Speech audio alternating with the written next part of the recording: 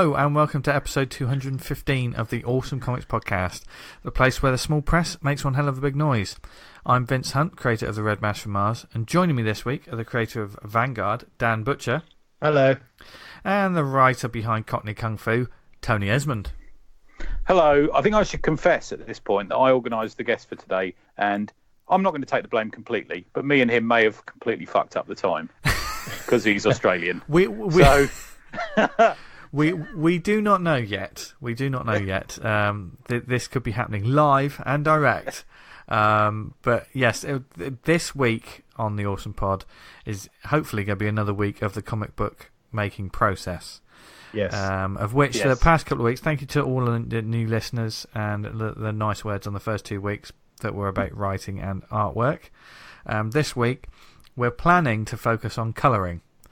Now, we've had some sort of guests. Well, we've been really trying hard to get a creator on to talk to us, and a new voice as well, because we're all like getting the new voices. We've had some great colorists on the show: Michael K. Russell, Chris from Chris Jenkins, Sean Dobie, Dobes. Yeah, there's been loads. Yeah, so but we wanted another sort of angle to it, so we've been contacting quite a few sort of colorists, and trying to get something to work, and we got one.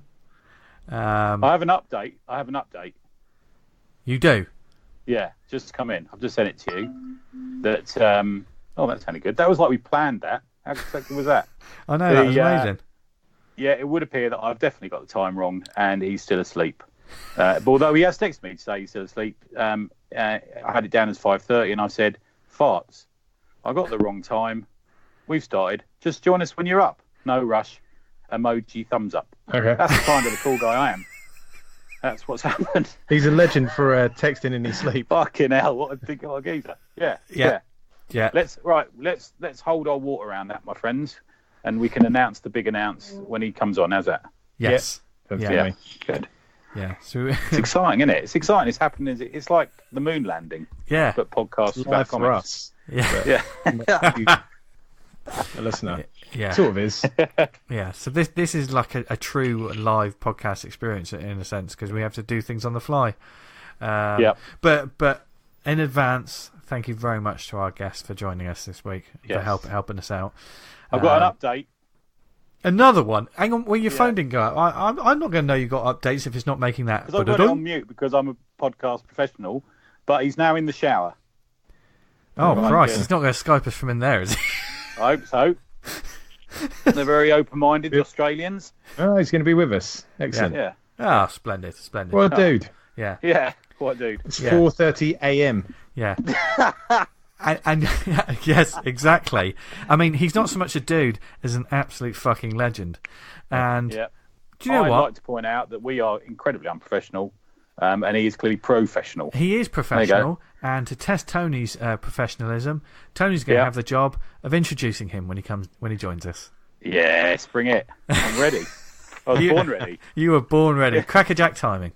But before that, and us talking about the comic book colouring process, how are we, gents? Are we all right? Yeah, good. Yeah, I've been to the Comic Mart today. Oh, yeah, you have indeed. Do you know where else you can get comics? Is it Comic House? It is indeed. Our sponsor, Comic House. Oh, yeah. As our loyal listeners Is it full of like really overweight, underweight, weird blokes who smell quite badly of BO? No, it's just full of amazing indie comics. Superior. Yeah. Far superior then. Yeah. It's just full of amazing indie comics from all over the world, actually. Yes, and they are our sponsor. God bless them. And they're a brilliant marketplace online. There's a huge selection of titles on there. Lots of self-published creators list their books up there for free. It's just another avenue for you to be able to sell your book and to get your work out there. But they also have an app which we're checking out, which we're talking about all the time, and we check out all the time because it's titles are growing, the list of titles. In fact, I've got a few titles on there that I'm going to be checking out over the next few weeks. So that have just been added, which I'm quite looking forward to. There's a lot of good reads on there now. There's a load of like long trades and stuff you can there's good stuff. A lot of people sort of put their collections on there rather than just individual issues as well, isn't it? I've noticed a lot of trades have gone on, which is quite exciting. So it's like Netflix basically. Trade. Yeah. Oh, Don't start that. It's like Netflix, basically. It's a subscription service, only £3 a month. This is what I have to put. Any new listeners, this is what I have to put up with every week. Old Muttley over there trying to put off my. I found the best photograph of us ever. Yes. Yeah, you did. Yeah. But I was very pleased. I can still be Sid James. You're going to have to explain that joke later on. Okay. Yes, at Comic House. There's loads of digital titles on there that you can check out. Dan Butcher, what's on there at the moment? We've got Away issue 1, The Hammer Volume 1 issue 1, Another Dimension. This is for Marcosia, as is Zero Jumper Volume 1, Madison Dark, another Marcosia, Jamshide issue 1, Soulbound 1, and Surrealsville issue 14. Nice. A host of others. Rewind. Do you say jamicide? Is that like homicide using jam? Oh, my word. What a way to go. Jamshide is Jamshid. Oh, right. I want to explore Tony's concept. That's a Marcosia title as well. That was only published last year. What do you think's the worst jam like to be murdered by? Oh, I don't know. Seedless? I'm not a big fan of jams. I'll be honest with you. I quite like marmalade. Hang on, 215 weeks, and now you're dropping this shit on us. Well, you live on jam in the countryside, jam and sugar. Don't give me that. Don't give me that. You live in a prep. We have peanut butter and Marmite mixed up together in jars in Lidl, whatever it is. Oh, God. I parked in a car park in Lidl yesterday. You're one of those people that shops in Lidl but takes a Waitrose bag, aren't you? I know the first time I've ever been into a Lidl car park was Friday, and it was like... We don't want to know this story, you disgusting, my car's going to get man. damaged by some fat people getting out of their cars next to it, and I drove away. Didn't even get out. No, I thought, I don't want them. They drove up really close, and I thought, yeah, they should be able to get out there. Then I saw the size of them, and I thought, no, I'm going to need to reverse out this space. If you have any complaints, just email tony.awesomecomicspod. Diablo. No, it's tony.awesomecomicspod@gmail.com. That's what it is. That could be our next comic, Fat People in Cars. No. They're easy to draw.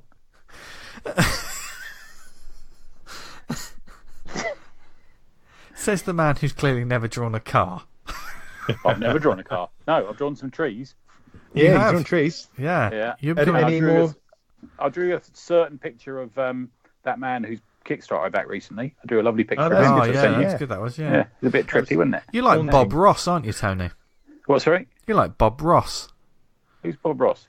I know who he is. That Afro, guy with the big hair. Yeah, I know. Yeah, a little bit. I'm more like the Reeves and Mortimer of painting. Is it Vic Reeves reckons he can paint and it's all pretty terrible? Isn't that the one? Yeah. You know, those celebrities all go, "Oh, I'm really into painting," and they have an exhibition. You go along, well, what do you finger paint that with your knob? That looks terrible. How do you finger paint with your... No, I'm not... No, don't engage. I like... Don't was it engage. one of the Crays did painting in prison? Right. And it's always like this thing of like, so what do you think of this then? Oh, it's great. Yeah, it's great. Because if you fucking said anything else, you get shanked. You're going to get a Chelsea smiler for not liking his picture of a bowl of fruit. Yeah, but I tell you what, though, what else makes you smile is Comic House. And you can find out more about the 14-day free trial. The 14-day free trial and the service itself at comichouse.com. No matter what you bastards do, I will make it through these ads. That's the best day ever. It's been the best day ever already today. Vince got me to fix my computer by telling me to tap one of the keys constantly, and it worked. I thought he was just winding me up. Yeah. Yeah, went all right. So tell us about the Comic Mart. That's where you've been today. Yeah, it was good actually. Yeah. I went along. I saw John Bishop from a distance a couple of times. I kept trying to find him, and then he kept disappearing. He's a man of mystery, John Bishop, but he's a Comic Mart regular and a man of taste. Who incidentally I bought some Wizard magazines because I fancied to reading some old Wizard magazines, and one arrived and it was from John.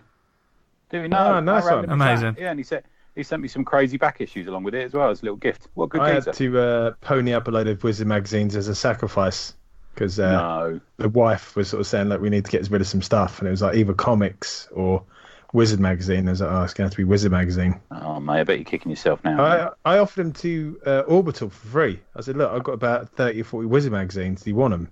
And I went, no, not really. I recycled them. That was before we knew. Oh, you knew me, isn't it? Yeah, I think it was. Oh, I fucked up there, didn't I? It clearly wasn't. Yeah, you could just get. Yeah. Fucked up there. Oh well. Anyway, the comic market was good. There was a few. It wasn't too hot today because there's a bit of rain, but there was a few people who penned and inked. I've got to tell you, that's it. Yeah. It's like a feverish heat that pumps off of them. It is. Yeah. I went. Adam Falp was there, and Sarah Harris looking very well. Good to see her. Nice was there as well, and we went for a coffee in this little cafe on Come Out and Right, and we sat in there, and sort of 4, let's call them older, it's quite raggedy looking gentlemen came out who'd been in there, because you can buy DVDs and stuff in there as well, can't you? Yeah. And one of them opened a bag, and he had like a VHS porn film he was showing his mates, and I thought, that's class, isn't it? VHS. That is old school. You don't get 4K and VHS, let me tell you that, folks. No. Sorry, yeah, dirty brown eye close up on a VHS, do you? Oh, that you works do the not. same. Oh my god. Can't pick out the detail. Hardly worth it. Where did it all go wrong? I'm just show one. I bought some DVDs. Oh, what'd you get? I bought Della Morte Della More, which is the Cemetery Man, which is the Dylan Dog movie on Shameless DVD. That's class, isn't it? Nice. And I bought Chopping, as in Chopping, Chopping Mall. Oh yeah, film. Nice one. I watched that on the Red Letter Media thing. That looks really good. Oh right, okay. I'll give that a go.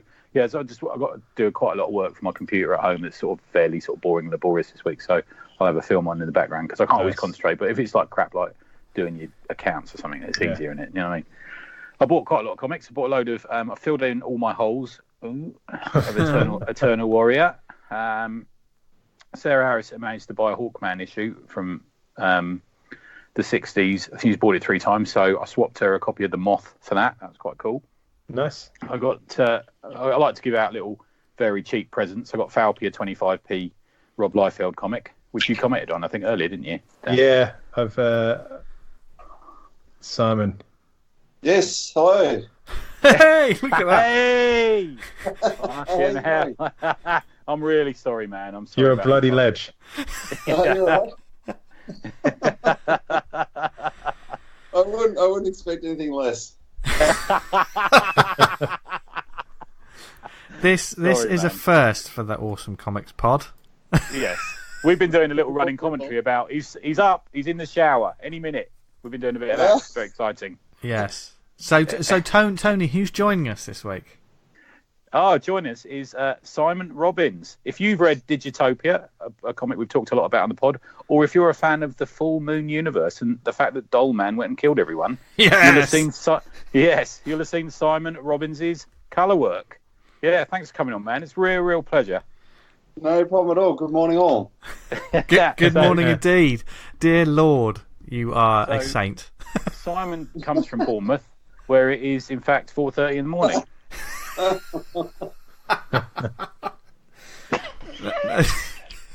Seriously though, thank you very much for joining us this week. Not a problem at all. I have this image of you going back to bed and then waking up later and going, what the fuck happened earlier? I won't remember any of this until I actually turn on the comic pod next week and go, oh shit, I was on that. That's what happens to all our guests. We're kind of like a podcast for Hypno, aren't we? Really, without the raping. Come on. Hey, I'm not going down. I'm not taking that any further. Yes. Yeah, you can take Rohypnol for other reasons. That's why it exists. You don't have to be a rapist. And Simon's very kindly come in the nick of time because our previous guest couldn't do it. To talk about comic book colouring. Very exciting. Yes. Yeah, no, pleasure to be on. And it's a pleasure to have you here. Yes, so we were worried that our series of the comic making process was going to be derailed in only its third week. By leaving it to me to book the guest. No, Tony, you stepped up, you worked hard, and you got us a brilliant guest. So that's we did, amazing. yeah, we did. We were thinking, who can we get? And then I went, why have we never thought of this before? Because Simon's been active on the message board and the Facebook group, and we've been chatting to him for a while now. And we were extremely excited when you worked for Full Moon. That was very exciting. Yeah. So it was like it was meant to be. And yes. Yes, and the stars aligned in the end. It's all good. Quite literally, because it's probably quite still dark where you are. You have to watch out for dingoes. No, look, he's already talking to 3, so it doesn't matter.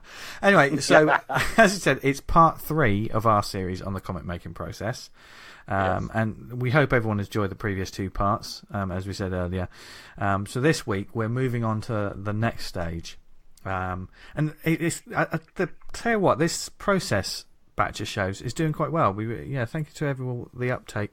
We love talking about the process, so it's nice to see that some fresh ears are listening to it as well, and hopefully sort of learning some stuff, even if it's just, God, these 3 don't know what they're talking about. At least the guest did. That's why we've got a guest on. Exactly. But this week's stage, it's the one that not every comic needs. In fact, in the past, the world of small press and self-publishing, everything was in black and white, pretty much, just everything. Yeah. But especially in the modern age of digital artwork and delivery, more and more creators and books are utilising the art of colouring. Like all stages of comic making, good colouring can take your breath away for the right reasons, or bad colouring can make you turn away for the wrong. So, it's like every stage of making a comic book. Every stage is important. And colouring has just come on leaps and bounds. To me, it's almost, as a colourist, you're at the end of the process. And you must be thinking, I really can't fuck this up. Yeah. We've got some great writing, some great artists, the line work on it. And they're leaving it to me. The colouring. I think there is definitely a sense of that pressure, I guess, but it's the same for, I guess, the writer and the artist. Are just different kinds of pressures, I guess, and in a way, the further down the line you've gone, the more you've got to work with, I guess. I suppose the other worry is the deadline issue. Is if the writer's a bit late, the artist is even a bit more late, then they're going to want you to pull your finger out, aren't they? Often.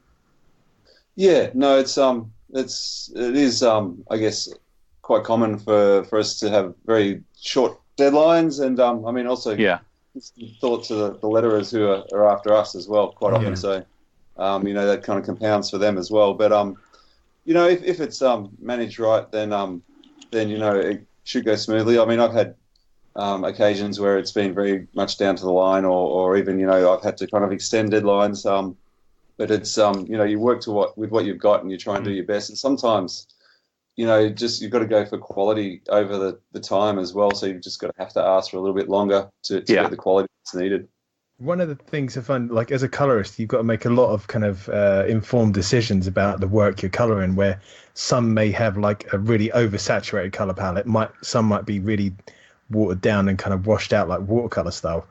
And also, like, your colouring style can affect how a comic page or panel plays out. So if you kind of like infused it with a ton of reds or a ton of blues, it would be read differently by the reader. So I guess you have to take colour theory is a big thing. Isn't it? It really is. Yeah. Yeah, definitely. No, that's definitely true.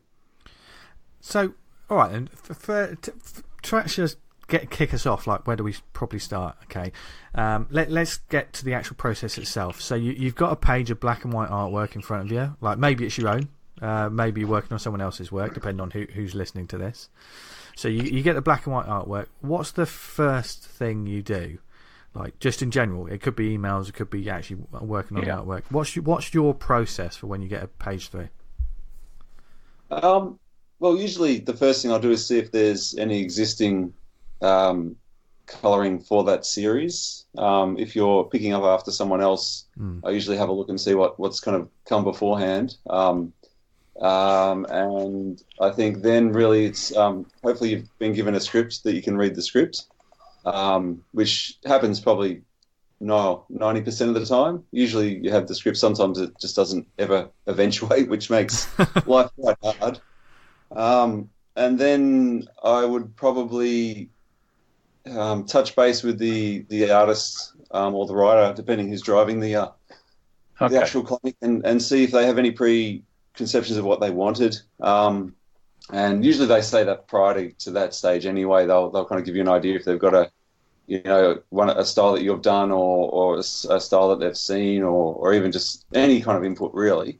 And then it's kind of, I guess, playing around with a palette and getting an idea of what will work best alongside a style, whether it's going to be a brushy style or it's going to be a cut and grade style, or what actually works best with the artwork.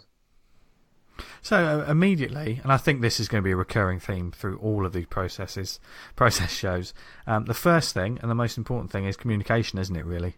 That's the first thing. That's the first thing you go for. How soon do you like to have a script before you even see artwork or start work?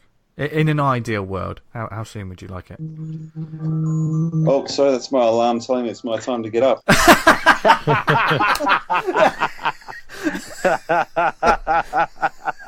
He's done it on purpose. No, I was in the shower and I thought I should turn that off, and I didn't. So it's Anyway, now I've completely forgotten what the question was you asked. I tell you what, I'm just leaving that in because that was amazing. I like that. Yeah. How soon do you like to see a script? I mean, if you do receive a script, how much time would you like to look at a script of a project before actually sort of starting any kind of work in an ideal world? Well, in an ideal world, you'd get the script, the minute that you've actually been signed on to the job, right? Because you could read it in your spare time and spend the time between receiving the script and receiving the artwork to kind of just have that brewing in your mind. And, quite often you have got that in the back of your mind thinking about something, and you just, when you're looking around other comics or reading comics, you think, oh, that might work well. Yeah. In a realistic world, you generally get it at the same time as the artwork. Obviously, beforehand would be best, but, as long as it's not after you finish the job. I can't imagine that, but does that actually happen then? I generally don't get it after the job, but there are plenty of jobs where you have to actually chase it down. And if you don't chase it down, you'll never have been supplied it. I think it depends probably on how many jobs a writer has done. Because generally they know that colorists like to have the script and will supply it. But I still have to chase them quite regularly. See, I think immediately, I think that's an important tip for anyone out there who's putting together like a team. I mean, some people may think it's a no-brainer to send a script and the artwork to the entire team, but some people obviously may not. So, if you want your work to look the best it can, then supply everyone everything. Oh yeah, I think it's a no-brainer. You got to send a full script, and if you've got a bit of a Bible going on, send it out to the colorist as well. I know I did some work with Dobes recently, and I sent him everything I had. You've got to see it. It's part of the storytelling, isn't it? Yeah. Completely. You can never send too much. You're never going to get a colorist go, oh, you're giving me too much. I guess dependent on how particular you are about certain scenes and stuff as well, reference material is really good if you have something particular in mind. But sometimes that's taken and run with as well. It's not necessarily abided to 100% if there's a better solution that is there. Yeah. Do you offer many alternatives to a writer and artist? Do you say, have you ever said, for example, this could be a two color wash, or this should be more at night, we should tone down the light in the room, or do you give it? Does that back and forth happen much? In some respects, yeah, definitely. If you think, for example, I've done something recently with Brian K. Lindsay where he's got the time frame is like basically like a Tarantino a script, but if he's been drinking, drinking a lot. not that he does. Sorry, Ryan. But it's he's been on a couple of times. We know. Also basically more like a Tarantino script with absinthe chucked in there. Right. And Christ. It's got a lot of different lines, and between panels it switches. Probably 50, 100 years. So it was really quite important to show that passage of time. And instead of having to put a caption on every one saying this is 50 years later, this is 100 years later, which I think we're still doing, but it slows down the process. Yeah. So I suggested that we use completely different palettes for each timeline, so that once the reader gets a few pages in, they understand that that's the time jumping around. So there'll be like one that's almost a sepia wash, which is quite far ago in the past, and then there's ones in the future which will be more kind of I guess hyper psychedelic colours. Yeah, I think that's important. I think a lot of books you see using that now, using different colour palettes for different times, locations, stuff like that. It happens an awful lot now. Yeah. Yeah, I think it's a great. I mean, it also happens in film as well. That's true. Yeah. You get your flashbacks and stuff, and they might be a wash or just the black and colours. white, maybe. Yeah. It's a visual language that I think pretty much everyone can understand, isn't it? Like colour and that sort of. As soon as I see a page in a comic book where it's predominantly red, my brain immediately switches into normally with a comic book, something bad is happening or something really intense or angry is happening. It's a very, colours are a very emotional thing, aren't they? Yeah. Yeah, and there's that saying that if there's a lot of purple, someone's going to die as well. God. I think, Look what happened to Prince. I can remember reading, it was either this week or last week, one of the colorists was saying online or Twitter or somebody saying about it's a real noob thing to do is to put a lot of purple because you don't see purple a lot in nature, so people overuse it in colouring and on comics and covers and stuff. And I didn't really ever consider that. It's not something I've ever really noticed. I guess me neither. Nick Fillardi, colorist, wrote a tweet about that recently. And I guess it falls down to the colour palette in Photoshop leans towards purple. Right. The more colour you add into something, and if you're going for a darker mood, it goes towards purple. So if you end up with a folio that's predominantly purple, it could be an indication that you're not paying as much attention and you're just kind of letting the palette slide into that colour range. So it's not so much, I guess, a conscious, I'm going to make everything purple. It just seems to happen that way. And since Nick has said that, I've kind of noticed even more that it's true. So I guess that's more an indication of what that's about. And there have been certain publishers that have posted jobs on Twitter or whatever saying, I'm after a colorist who can not use purple or use purple to a minimal amount. Yeah. Yeah. But I mean, I think as well, it's important to note that purple is also a really awesome color to use as well. But it's just about tempering it and knowing when to use it, when not to, and not to fall into an easy path, I guess. I guess it's that new orange and teal thing. Used to see everywhere on film posters and putting orange and blue together. I mean, I've got in certain characters in Vanguard, everyone has a kind of two colors. And one of them, who's kind of like the more dubious natured guy, he's like dark and a light purple because he wanted something unsettling and not quite what, you know what I mean? I mean, in character design, if you think back to the Golden Age or when Marvel kicked off in the 60s, green and purple were a lot of villains.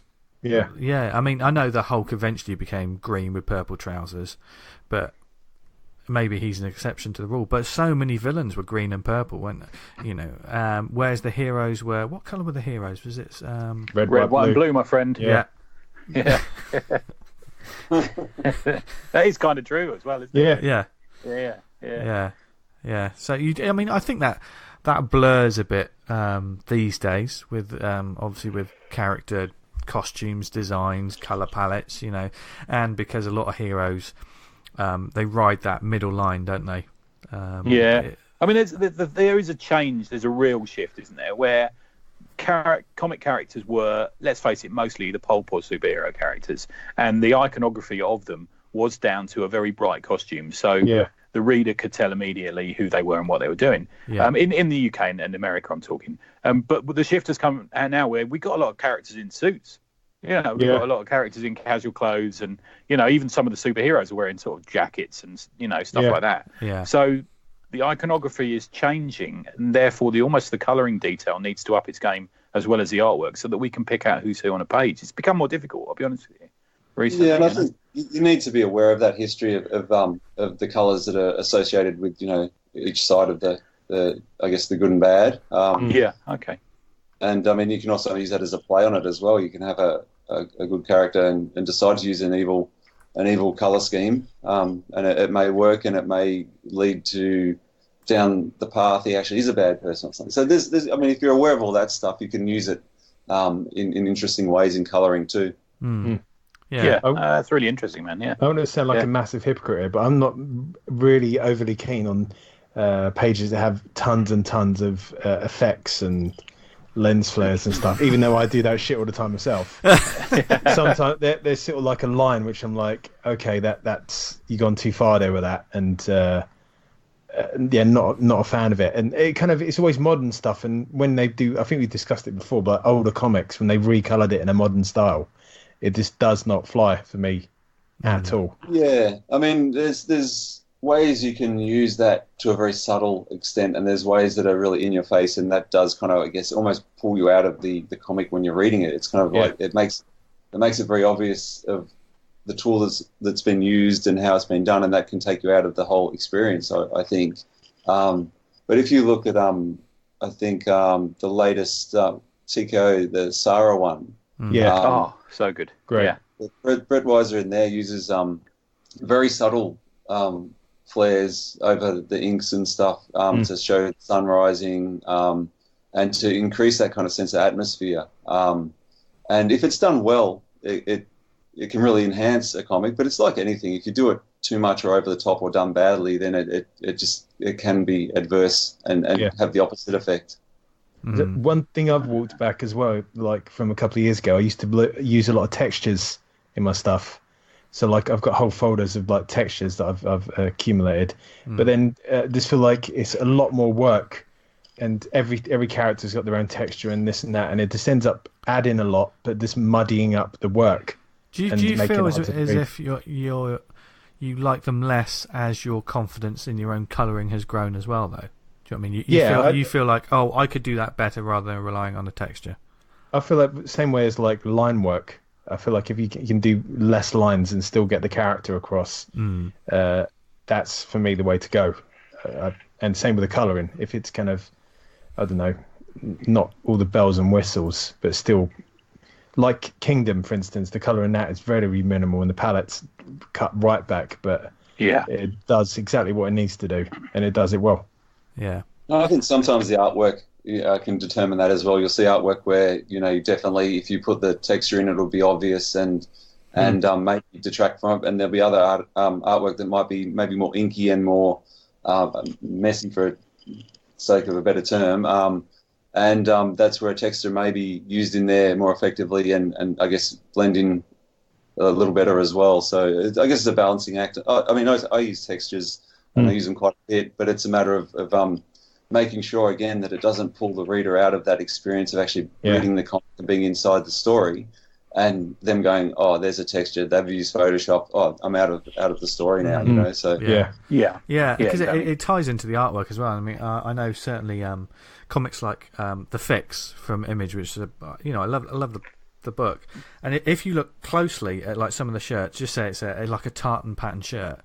There's no, it seems to be a flat tartan pattern. There's no thinking about how the arm bends or anything like that.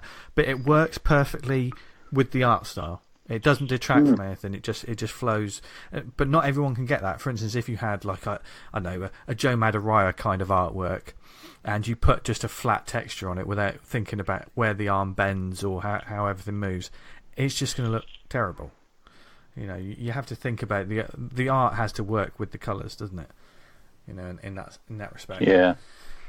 Have you got any? What sort of style of artwork do you enjoy colouring the most? I mean, we got the range out there from sort of cartoony to super realistic to what sort of thing do you enjoy the most, Simon? I don't know if I've got a particular style of art that I would enjoy more than another. It just has to be done well, I guess.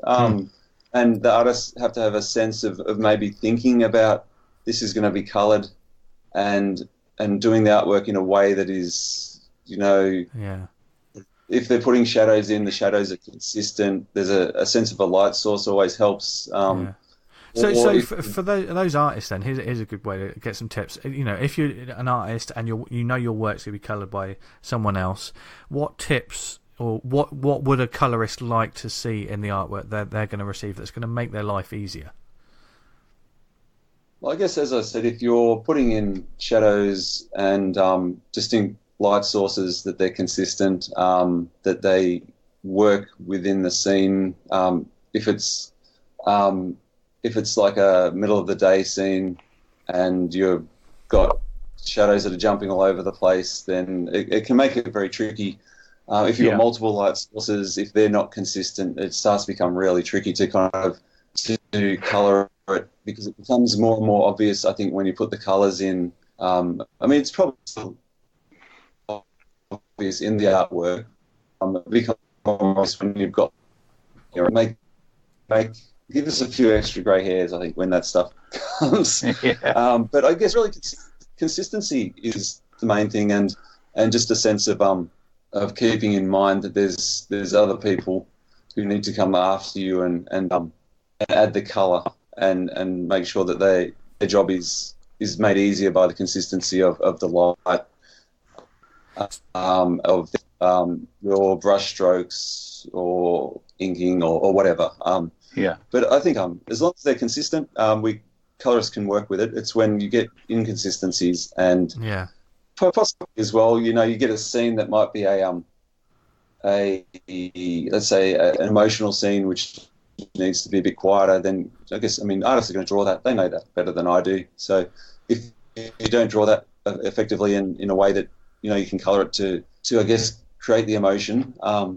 We can work with any artwork really, but it's just trying to make it easier for us is always appreciated. Okay, that's interesting. What do you prefer to? No, go on, sorry, man. Go on. Okay.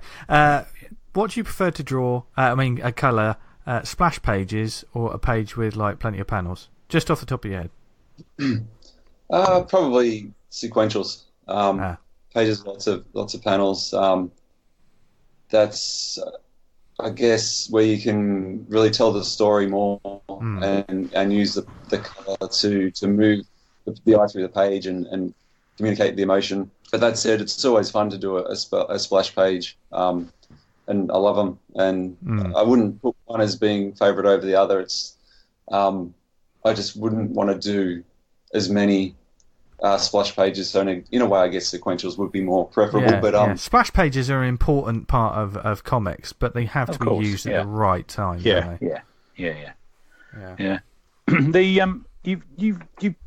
Would you mind if I just asked a little bit about your origin story? Because you've been colouring now, 3 or 4 years? Is it something like that, probably? No, it's probably only coming up to about 2.5, 3 years now. Oh, really? Because you're quite prolific. Funny enough, I've got Gods of Men sitting next to me because I talked about it, I think, week before last. Yeah. And I thought, so you did it. It's Simon Robbins, colorist. Oh, nice one. So you're certainly colouring a lot, aren't you? Both small press and you've worked for the bigger companies now as well. What is your origin story around it? I take it you were a comics fan initially, where you were. Yeah, well, I guess to go right back, I first discovered comics by going to a local show or fair or whatever you want to call it, and getting a show bag that had the Untold Legend of the Batman comic in it, which was a short mini series out on DC, which had I think it was John Byrne and Jim Aparo did the artwork, and it was a great story which kind of went into the background of Batman, and that kind of really just grabbed my attention and just loved the whole concept of comics after reading that. And then got right into 2000 AD because it was easy to get up. That was kind of stocked in accessible places over here back in the 80s, and myself and my brother collected a lot of that, and from that we kind of moved into. And a lot of credit goes to my brother, my older brother, who is a mad comic collector, and he spent all his hard-earned cash on comics, and I spent mine on other things. And then we got into Vertigo, stuff like Sandman and Hellblazer, The Invisibles, and Preacher. That kind of got me into the edgier edgier side of comics. But there's there's kind of classics like Cerebus and Bone as well. And then I guess from that, I mean, to give an idea of probably where a lot of my interest in colour came from, I'd say it would have been probably the stuff by Simon Bisley and Dave McKean. Oh, nice. Yeah. And just a big McKean fan, man. He's great, and he just and stuff like his Arkham Asylum and then Bisley's obviously Slain. Oh God, yeah. And Batman. The Batman and Dread one, is it Judgment on Gotham? I think it was. I think so. Yeah. And then from that falling into probably around the same time was into Image when Spawn first started off and Wildcats and stuff like that. So that's where I guess my grounds are. Fairly heavy basis in UK comics in terms of 2000 AD was really fundamental in my early years. Have you worked for them yet, or have you? Or No, I haven't. I'd love to. I recently did a quick color sketch. I'm trying to do little kind of warm-ups occasionally, which are like between half an hour and an hour, where I just kind of get a pin-up or a cover and do a quick color on it. And I did one of Judge Death recently, and nice. And just the characters there. I mean, working on that, taking me right back to my early days in comics. I was like, yeah, God, I'd love to actually color one of these things. So if they're listening, anyway. Yeah, I'm sure they are. But and then I went to art school studying fine art and majoring in photography. And when I finished that, realised that a career in fine art photography meant either being destitute or doing wedding photography, and neither of those really appealed to me. So I kind of landed in graphic design because I'd done a digital photography folio in college, which was my final end of year, and that would have been about 96, I guess, thereabouts, 95, 96, 97, I can't remember, but it was the first real digital folio where I did basically a photo montage using Photoshop, and it was a sequential series of panels that all told a story. So in effect, a photographic comic. Right. But okay. And the head of the art school completely just did not really get it, and basically told me it wasn't photography, which in a way is kind of right. It was, I guess, an extension on photography, I thought, but I really didn't get a great response from the head of my department. Was really good. Head of photography was cool about it. It was the head of art that just didn't really get into it. And so that made the transition into graphic design probably easier for me, because I felt that probably I didn't need to go down the art side of things. And so I've done graphic design for 20 years, and I did my master's probably about shy of 10 years ago, and I did it as communication design, but I focused on the I guess the illustrative and communicative power of comics, which took me full circle right back to comics again. Nice. And I thought when I was doing that all my graphic design experience, I could easily letter a comic. Yeah. And that's what I started doing, was lettering a couple of comics. And then Farrell came to me with Digitopia. I put in there to letter Digitopia, and I got the job to letter it. And then he was looking for a colorist, and I thought, what the heck, I'll give it a go. And he was really happy with the colors and said, if I want, I can color and letter the comic. And I said, nice. Sure, I'll give that a go. And I found coloring really took me back to photography. When you compose a studio shot in photography, you've got to think about the lighting, and even when you're out shooting in the streets and stuff as well, but probably more in a controlled environment, in doing a studio shoot. And you got to think about color temperatures. You got to think about whether you put in, some gels to change the color of the lights, all that kind of stuff. And when I was coloring those test pages for FAR, and I'm just like, I really love this. Like it's like being a photographer, but also being involved in comics and taking my experience in graphic design. So it was like a full, I guess, amalgamation of everything I'd done up to that point. And in a way, it was the best way to work in it because it wasn't commercial like wedding photography, which I really was not interested in. I got sick of a lot of aspects of design in terms of the commercial side of that. And you put all this time into doing an advert for someone, and that's the last you hear of it, and it's gone forever. As comics, coloring a comic, you end up with a story that hopefully people get more out of than just, I want to buy this or I want to sell this. You're telling a story that it gives pleasure to people and joy to people. And in terms of myself, it really was just, I guess, the ultimate career for me. And I just happened to kind of be fortunate enough that Farrell gave me the chance to do colours, and it just all worked. And that's where I am now, really. And as I understand it, we find you had to almost like pitch yourself to the project, because I know on your website you've got some test pages you sent him. Is that right?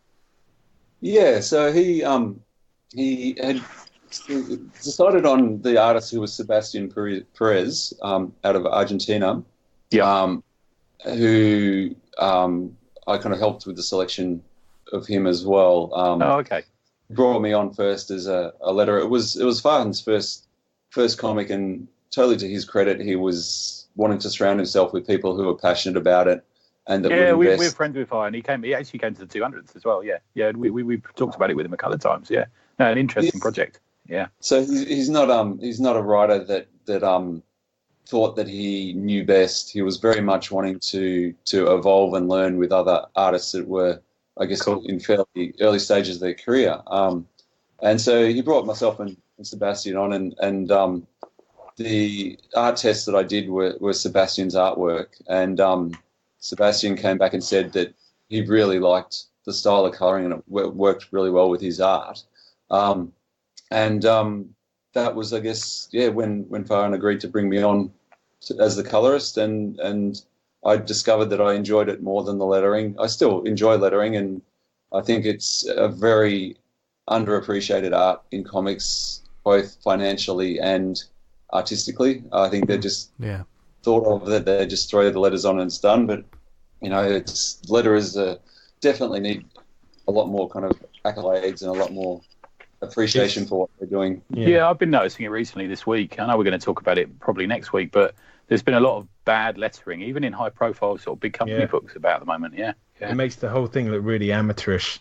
If the lettering's, it's kind of such an easy thing to get right and get wrong simultaneously. Yeah. And that's a major responsibility to have as well, because everyone else can put so many hours into a comic book. I mean, the artist and the colorist, both putting so many hours in, and then if a letterist comes in and just makes a dog's dinner of it, everyone else's work is kind of, I guess, depreciated by that. Yeah. There was a guy who was posting up pages on the Facebook Independent Comic Creators group, and to save money, he was like trying to let the pages himself, and he had paid like someone to do the artwork and the colouring, and they both looked great. And then he tried to do the lettering. It was really amateurish. It was like, thankfully, he kind of took on the criticisms of people saying, "Look, you need to get this done right," and he did, and it was like a million times better. Have you ever had to go in and fix anyone else's colours, Simon? I know it's. Has anyone said to you, "Oh, can you have a look at this"? No, I haven't had that come up. I know it may on occasion happen. I don't think it's that. Yeah. More often, I have had people come and say, "Can you completely redo something?" It's not really fixing someone else's colours. It's just kind of starting from scratch. Okay. Which I'd be much more comfortable than fixing someone else's colours, because it's kind of like a bit of a rabbit hole to disappear down, I think. So once you start fixing a little bit, that's dangerous turf, isn't it? Yeah. Well, and when you fix something here, then that might all of a sudden look a lot better than the previous page, and then you end up having to fix everything, and it's probably more work to do that than to get someone to just recolor the whole thing in a way. Yeah. So you get to choose who would be your let's say top three artists that you would like die to colour for? Let's say Living and Dead. Who would be your favourites? Probably Stokoe, Chris Stokoe, who does Orkstein. He's done some Godzilla stuff. Okay. Yeah. Is it Chris? I'm pretty sure it's Chris. James. James. So that's it. James Stokoe, yeah. Because he just did the Alien series. Alien, is it Orbit? James Stokoe. That's it. Yes. That's it. Yeah. Because I never know how to pronounce that name. So. That's all of us on this show. Yeah. Did Dan get you that for your birthday, V? Yeah. The Aliens Dead Orbit. Yeah. Yeah, that's cool. That's a cool looking book, isn't it? Yeah. I mean, any work by him is amazing stuff, and I constantly always think back to the work he did just for himself. That was do you remember Spider-Nam? I've brought it up in the show a couple of times. Yes. Yeah, I've never read it. I remember you talking about it. It was only like a couple of pages he did for himself, and it was just a Spider-Man character in Vietnam, and it was just. Oh yes, I do remember now. I have seen it. No, yeah, it's good stuff. Yeah. Okay. Yeah. Anyone else? Yeah. Simon? Who else? Yeah, Matthias Bergara, who did Coda. Okay. Coda's one of my favourite comics of this year. Absolutely gun of a comic. But his artwork is quite distinct, and it has a great energy to it. I just think it would be great fun to colour. And then the final one would have to be Daniel Warren Johnson, I think.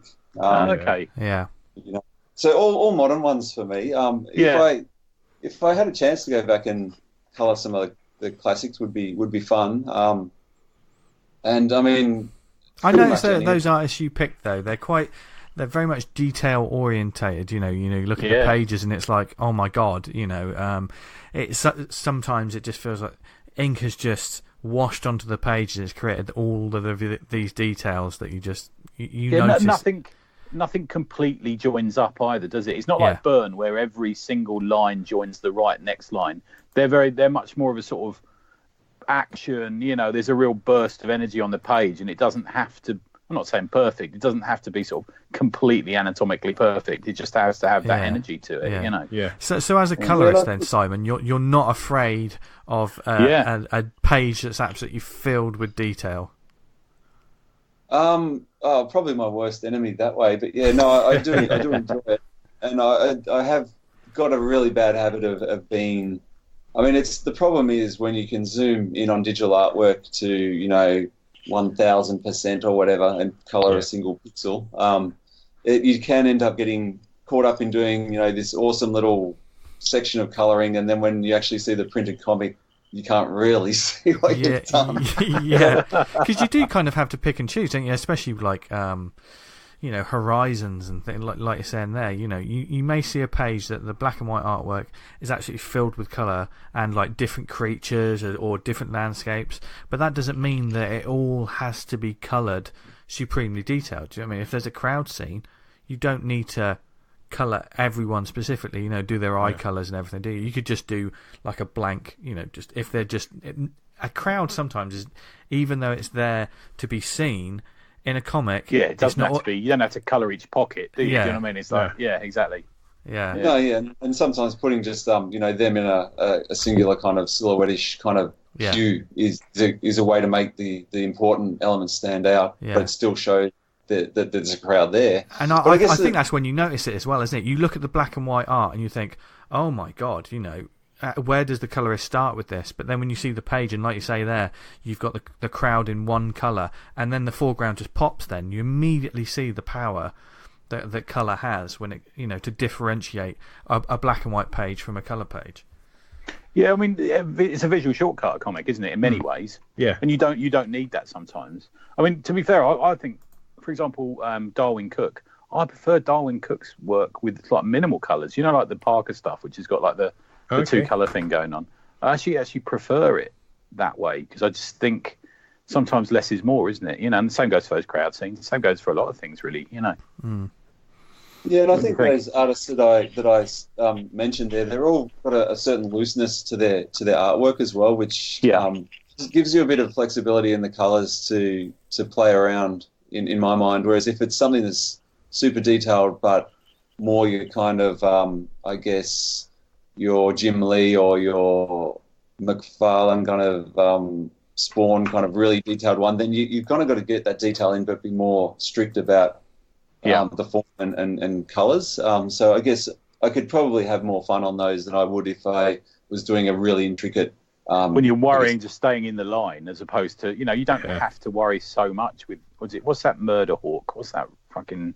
Oh, that's Danny Warren Johnson.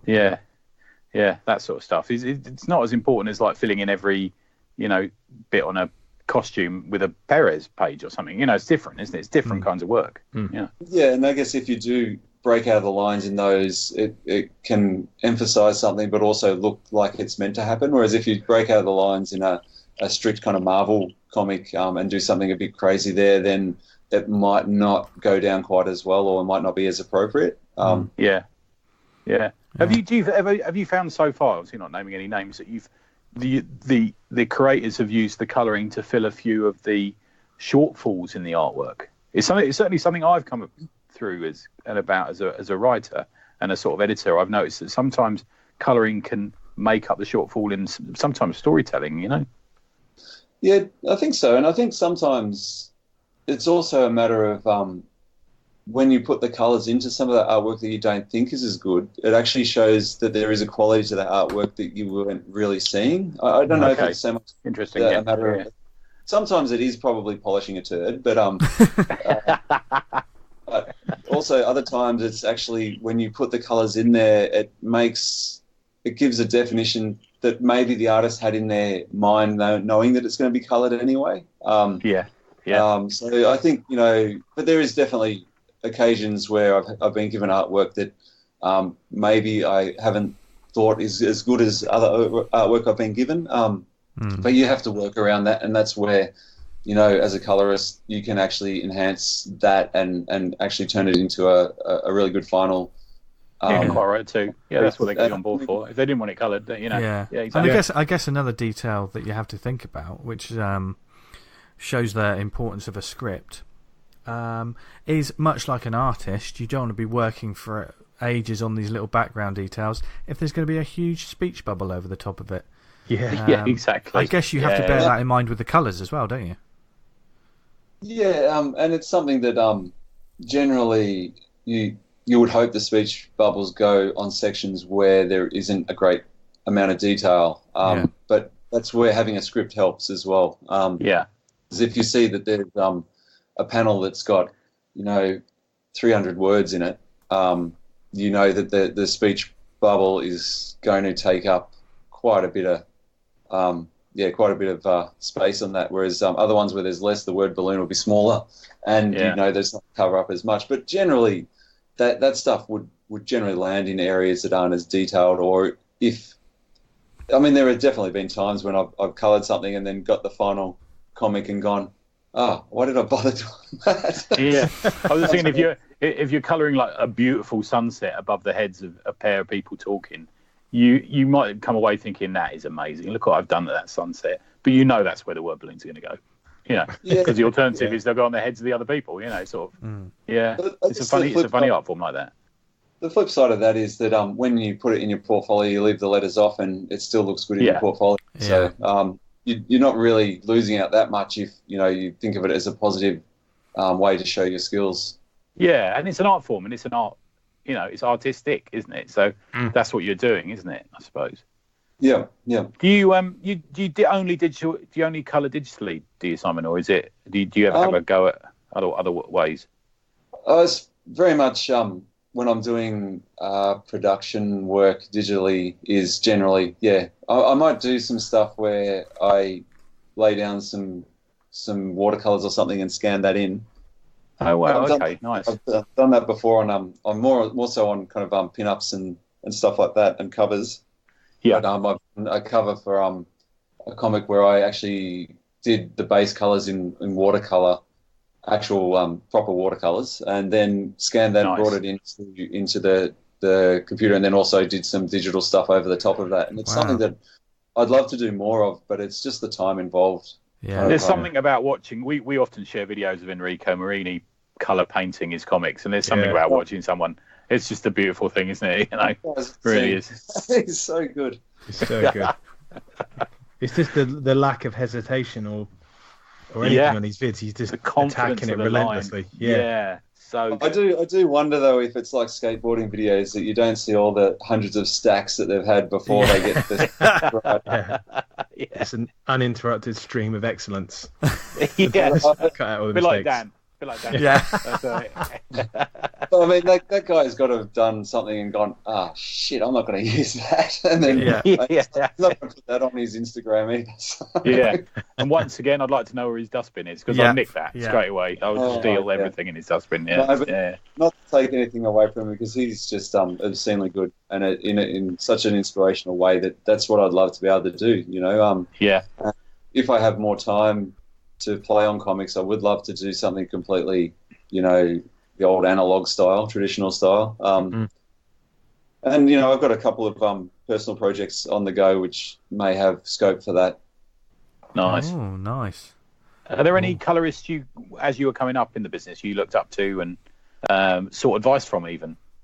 Yeah, early on, when I was looking at the stuff to do for Farrell, I got the Beautiful Canvas comics that Ryan K. Lindsay had written. Yes. And the colours by Triona Farrell. Also known by Tree by a lot of people, known as Tree. And she's done some amazing work on Deep Roots, which she did kind of almost like it was almost like a Matisse style colouring on that, which I had the privilege to do some assisting work on that with her. But she, early on, I reached out to show her the samples that I'd done for Farrell before I sent them through to Farrell. And just on the off, I said, I love your artwork. Would you mind having a look and let me know? Not really expecting to get anything back. Yeah. But she came back with heaps of advice, some little tweaks on that you know may have got me the job in the end. Nice. And she was like, I'm happy to give you advice as needed. So back then she wasn't quite as busy as she is now. She's really taken off since then, and she's a lot of stuff for Marvel. And I think she may have done some stuff for DC as well. But she's been really excellent, really supportive, and she's like that with anyone. She's just an absolute gem of a person. She's always saying to anyone, just if you're new colorist, you know, hit me up and I'll help you out. Another one is Marissa Louise, who's done colours on Hex Wives and Grumble, among other things. Okay. And she's set up a Discord for pro colorists, which is basically an safe online forum for us to chat kind of business stuff and personal stuff, and really set up a great community for the colorists. So she's been very helpful as well with advice, and she's great because she's very forthcoming with advice, but doesn't pull punches, but not in a horrible way, in a really good way. Yeah, exactly.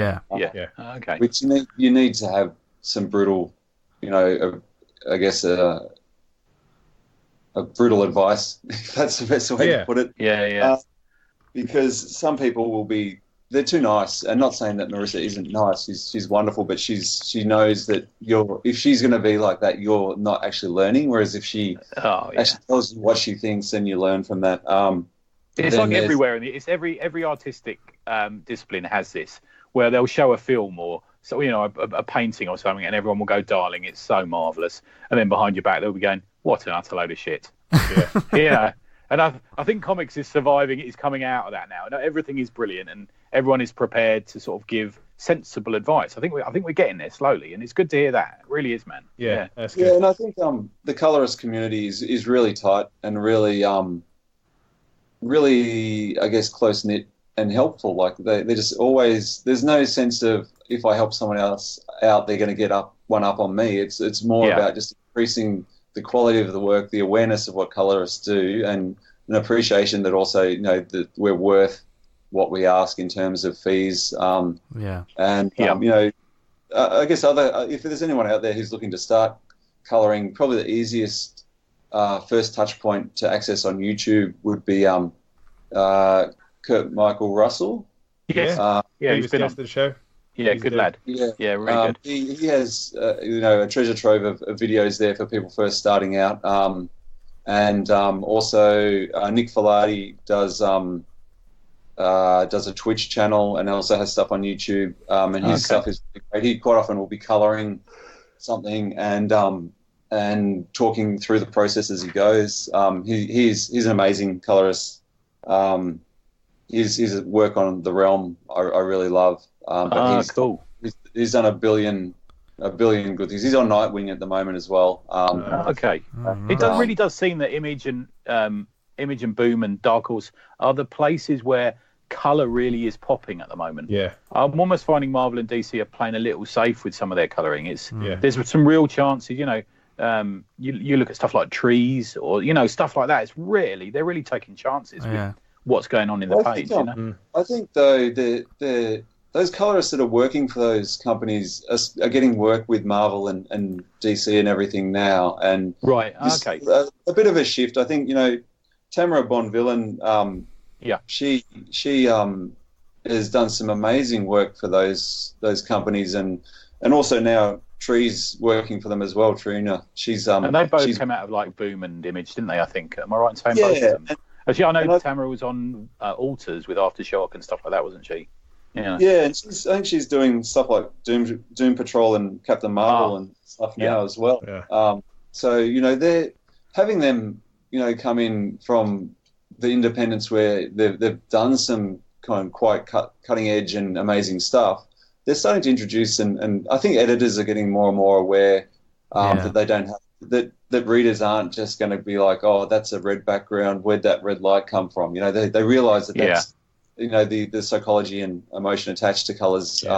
You can push the boundaries a little bit more. So I think, to the credit of some of the big two and some of the other bigger publishers, they are starting to let people play a bit more. I think. Yeah, you got to look at Marvel. It is a place where you had Sienkiewicz and you had Lim Varley doing the Daredevil book, and there's historically been some really interesting stuff. Even the Dreadstar stuff.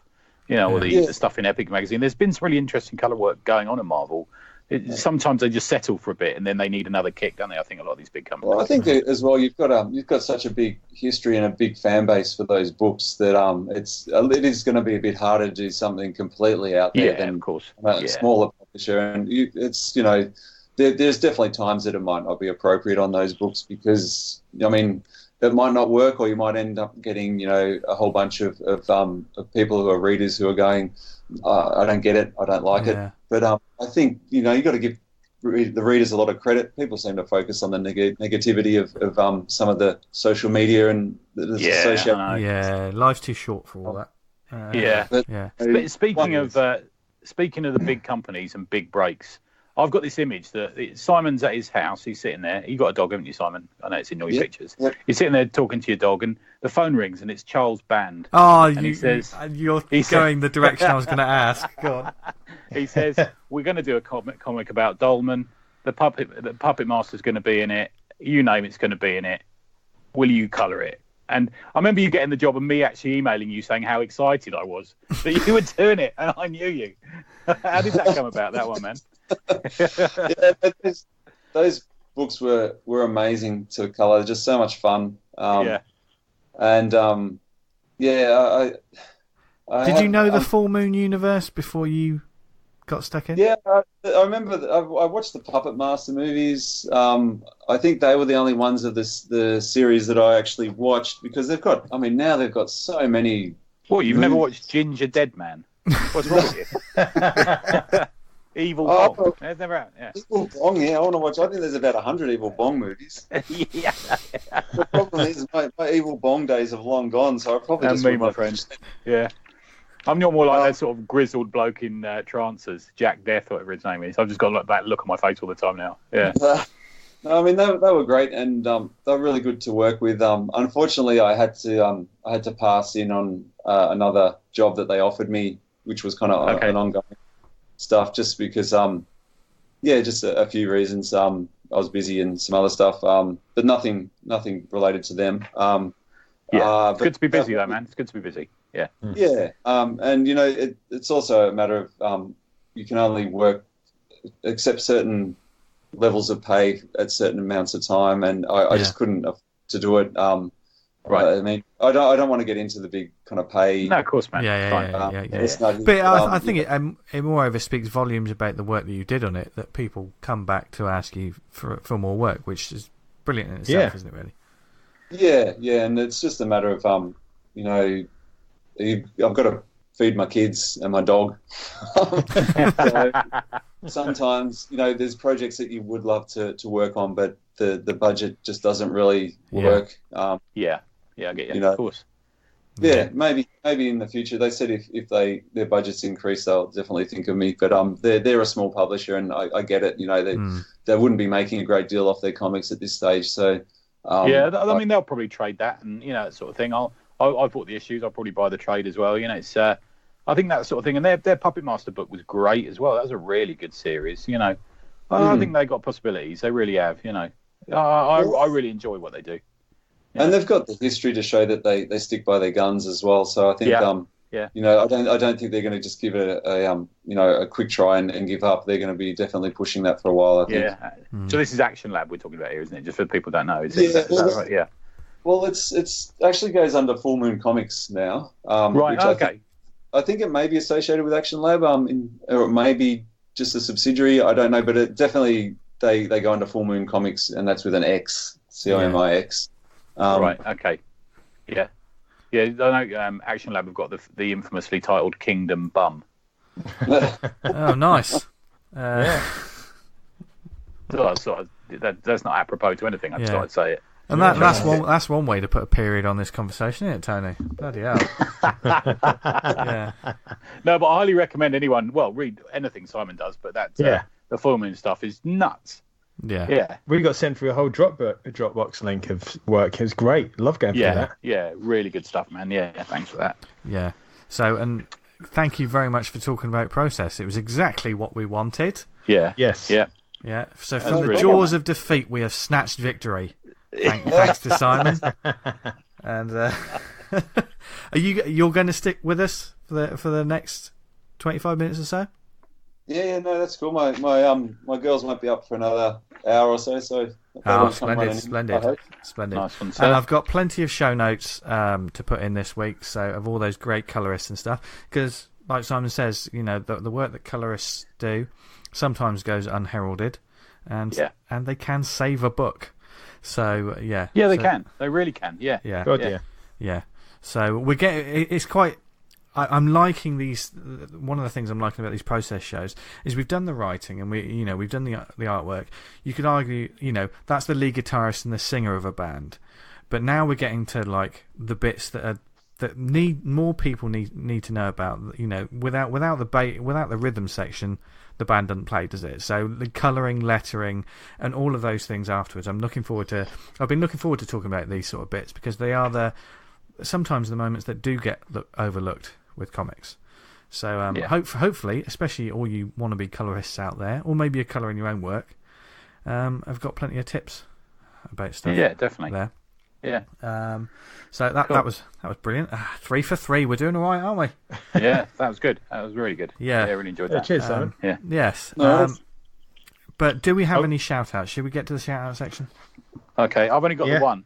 Kickstarter, The Cosplayer That Doomed the Earth, issues 1 and 2, by the mighty Dan Harris. I've read both these, and I still backed it because I'd like a physical copy of the comics. But if you go to Kickstarter, it's basically about a geezer dresses up, is convinced to dress up in a cosplay, gets mistaken for the actual character by the space sort of pirates. He gets kidnapped. It's good fun, and it's a friendly little poke in the eye at a few overly sort of cheerful Deadpool cosplayers. Let's just say that.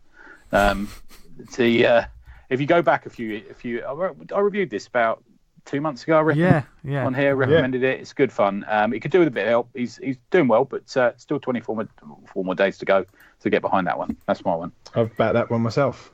Oh, good man. Yeah. Nice. Excellent. Dan, do you have any shout-outs? We mentioned him during the show, K. Michael Russell. Yeah. If you go to comiccolour.com, he actually runs a comic colouring course. Oh, nice. So, Yes, he does. He talked about that on the show, didn't he? Yeah, well worth doing. It's a shame we can't go by the name Kurt Russell, but There can be only one. They're like Highlanders. they probably track him down. The other one. Yeah. He's in the new Tarantino movie, and he ain't got a moustache. I was quite shocked to see. Okay. He doesn't always have a Interesting. moustache, Tony. I like him with a moustache, though, don't you? Yeah. Or a nice pair of mutton chops. He does all right in Big Trouble. Just got a bit of. Yeah, that's true. Yeah, I Yeah. like it when he's Stubble. got that lipstick on. That's Yeah. my favourite bit. Yeah. Yeah. Or Tango. I bet. Or Tango and Cash. Oh, don't butcher with the shade. It's strange that you two got that knowledge on hand immediately, where Kurt Russell has appeared with lipstick on. Well, of course they do. Yeah. It's like that old bloke who sat next to me in the cafe earlier looking at the VHS porn magazines. Porn films. He's the one who told me. Yeah. Yeah, He's bet he fond did. of all knowledge. Bet he Yeah. did. I just got a minor shout out that actually came about because of the show. Simon was talking about Coda, Volume 1, so I thought, oh, this sounds quite good. Looked it on Comixology, and you can get a 125-page graphic novel for £2.49. So I bought it. Right, I'm all over that. I'm going straight to that myself. You get 55% off at the moment, so there you go. Take Nice. advantage of it. That comic is amazing. It's yeah. It looks definitely- beautiful. Just looking at Nice one. the covers are absolutely stunning. So yeah, thank you for that. I'm looking forward to getting into that. Right, speaking of getting into stuff, hang on, that's probably not the best way to start. Yeah, this, you were but- talking about miners a minute ago. I don't know what's going on with you. Pardon? Fucking hell. You said just a miner shout out. I wonder what's coming. No, I wasn't going to shout out to any miners, but shout out to have you any got- like why coal have you got a miners clean- or. Why have you got a clean knob? I went home for lunch. What? Oh, Tony. We're quite sex do you know- heavy, haven't we? I tell have. you It's gone what, wrong, isn't it it? sort of goes horribly wrong, and then we get super serious talking about a process, and then we stop. No, we just The flip out of moment it we again. stop, it just goes Yeah. off a cliff again. Giving people what they want. Yeah, exactly. Mining jokes. Knowledge and filth. That's what. That's Oh, all can I right, give people. another shout out? Can I give another Go on. shout out? Go on. I met up with Jason Gunn for dinner this week, and we had a proper chuckle. Yeah, it's good to see him. Nice. There you go. Right, Good- We shout could out. talk about his announcement, can't we? Because it's been officially announced. The medieval. Yeah. Yeah. Back in the Medieval day, comic. Jay was part of the team that worked on the game Medieval. He was I think one of the released on- creators, wasn't he? One of One of the creators of PlayStation. So he's been involved with creating a comic to do the re-release of the game where they've jazzed it all up. Yeah. So I can remember I playing haven't that back in the actually day. read the announcement, although I've seen him posted it, so I don't know what I can say. I'm a bit careful now because I watched him create some of it. I'm not sure if I meant to say everything, but the bit I did see looked amazing. Obviously, yeah. Nice He's a great artist, Jason. He does a bit of detail in his art as well. Yeah. There's Yeah, no he lack does. of detail in Yeah. it. Yeah. Yeah. I'm looking Cool. at a print of his in front of me right this second. Ah, I've got those. They're great, aren't they? Yeah. Yeah. Nice one. Brilliant. Nice one. So, from shout outs to amazing deals, artists, and more, what about some good comics and stuff for people to check out this week? Who wants to go first? Sure. Tony. Should we let the guests go first? Oh, yeah, or you- let's let a guest go first. Simon, what would you like to recommend to our lovely listeners? Okay, I didn't have a great deal of time to prepare for this, but I want. Well, you're also still waking up. Yeah. You're Although a you legend. haven't been in the shower because I read it out. Yeah. Yeah. Well, it's almost 6 a.m., so that's all right. No, I wanted to recommend Haphaven. Oh, okay. Haphaven. So that's Haphaven. It's out on Raw, and it's a comic that's been written by Norm Harper and illustrated by Louis Joyce. Louis is an Aussie illustrator, Okay. and he's worked on a bunch of comics, and I kind of run into him at the Comic Cons over here, and he's a top bloke. But it's a really kind of a lovely kind of all ages comic about a girl who comes from a very superstitious family. Her father's super superstitious, and she's superstitious. Her mother's kind of along for the ride. She's not so superstitious, but it's just kind of her husband is that way. And then a series of things happen where her father is taken away from her for a reason. I'm not going to spoil many of the plot points because it's just a great story to go in kind of with not too much knowledge about. And then she breaks the superstition herself, and there's a repercussion for her mother, which sends her on a journey to try and find a rabbit's foot to avoid to I guess get rid of this jinx that's happened to her mother. And to do that, she has to go to a place called Haphaven, which is kind of like a fantasy world where all of the superstitions are kind of embodied by actual beings and creatures in that world. And she has to journey through that world and try and get the rabbit's foot, which is still attached to a rabbit. So, it's just a great fun journey through there. The artwork is it's just so good. It fits the story perfectly, and he's done the coloring as well as the artwork, and it's just it's got a great kind of fairy tale-esque kind of style, but it's got a good edge to it as well, and lots of comedy. Just looking at it now, it looks lovely. That's another really nice one. Oh, cool. Yeah, no, and it's just probably a book that not many people have heard of, that I think both the writer and the artist deserve attention, because it's really well written and the art is just superb. Nice. And obviously support my fellow Aussie creators as well. So that'll be my first one. It's I'm not sure how available it is in terms of the actual paperback, but I don't know if it's on. I don't even know if it's on. It's on Comixology, and it's 33% off at the moment for Nice. 153 pages. So get on it. And the book itself is probably about A5 size. So it's not huge in terms of size. So getting it digitally, you probably actually you'd be able to zoom in and see more of the detail in the artwork. But nice. Said, the book itself, the amount of detail he fits in there is great, and even if it's a slightly smaller size book. Awesome. Nice. That sounds Cool. really good. Did you have any others, or is that? You don't have to have any others. I've only got a quick one this week. But I wanted to mention that's not really a small press one, but it's a fun one. Is Delicious in Dungeon, which is a manga comic by Roko Kui. And it's basically about adventurers that are going through dungeons to try and get ingredients to make recipes. And that sounds a bit odd. That sounds great. That's often the theme in some manga, isn't it? They have there's almost a genre in its own, like cooking adventure. Isn't it? Yeah, this is super addictive. So it's one of those ones that you start reading going, oh, this is kind of quirky, and then by the time you finish the first one, you're like, oh, I really want to see where this goes. But they'll do something like they'll kill a huge scorpion or a basilisk or something, then they go through a whole series of how they use that in a recipe and actually give you the recipe. It's just good fun. Yeah, both of them are very much all-age books. I think maybe Delicious in Dungeon has some slightly more advanced themes a little bit later on, but I think it's kind of themes that older people will get, younger kids may miss a bit, but it's not like they're going to read it and get turn into homicidal maniacs or anything like that. But no, it's a good fun. That's one that no color in it, and I mean I still love my manga. I mean one of my early comics or early loves that I didn't mention was Akira, and that was a big catalyst for me to get into manga, and it's a great, and obviously we've got comics that you've spoken about like Gyo and all the ones, the horror side of things I love as well. Junji Ito, and Delicious in Dungeon is definitely worth having a look at for a laugh, and just a really light-hearted fun. I mean, here we've got a man-eating plant tart ingredients, and it serves 3 to 4 people. And it's stuff like you need leftover scorpion broth, 200 ml, slime gelatin. It's just silly stuff, but it's really good fun. I love that. Yeah, that sounds interesting. I might give myself on that. Cool. Amazing. Nice one. Do you want to go, V, if you got a little short one? Yeah, I got a short one. I'll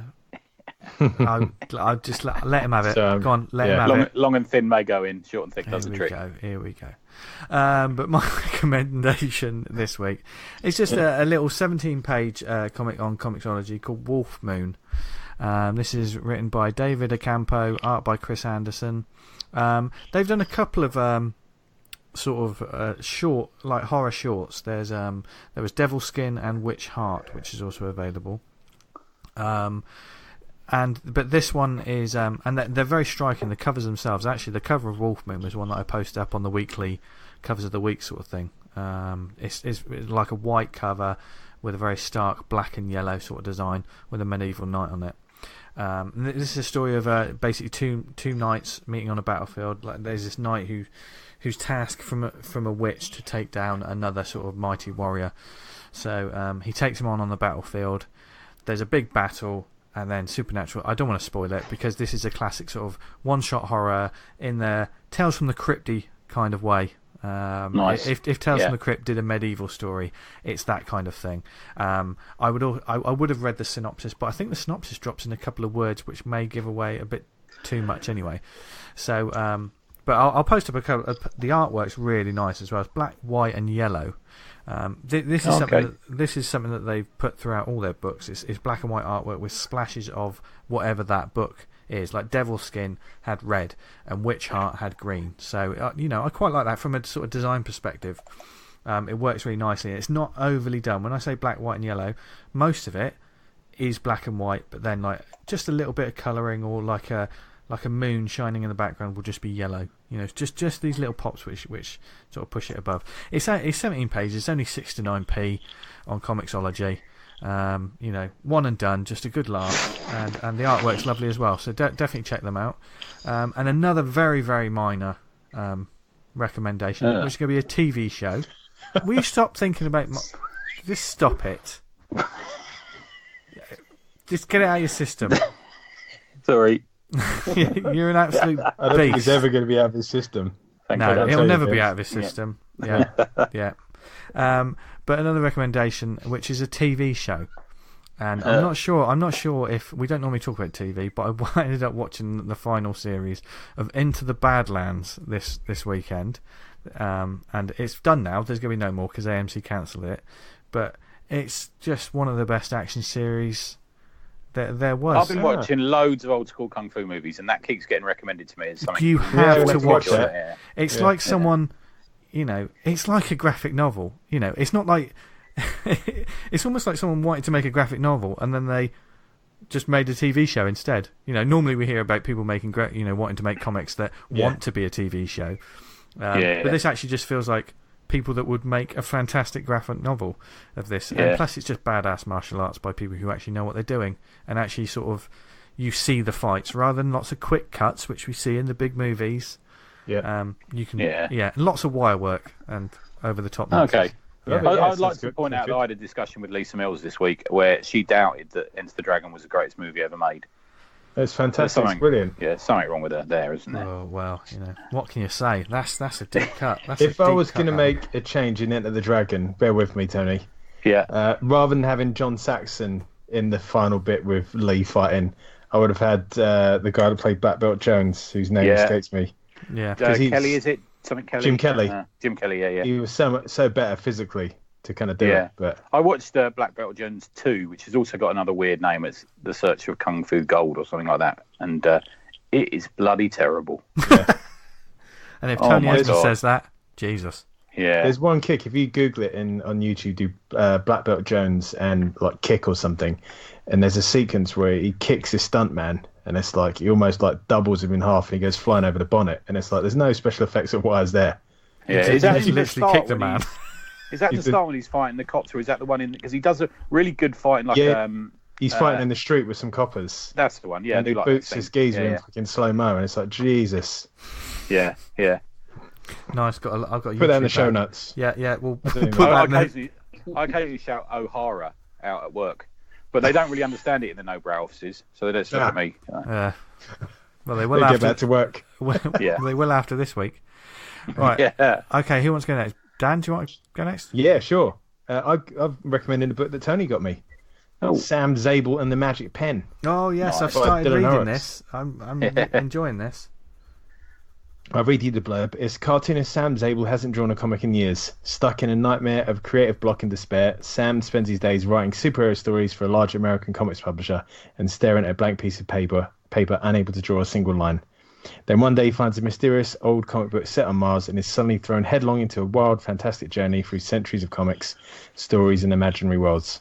Accompanied by a young webcomic creator called Alice and an enigmatic schoolgirl with rocket boots and a big bag full of comics, Sam goes in search of the magic pen, encountering sex-crazed aliens, medieval monks, pirates, pixies, and of course cartoonists. Funny, erotic, thoughtful, Sam Zabel and the Magic Pen explores the pleasures, dangers, and moral consequences of fantasy.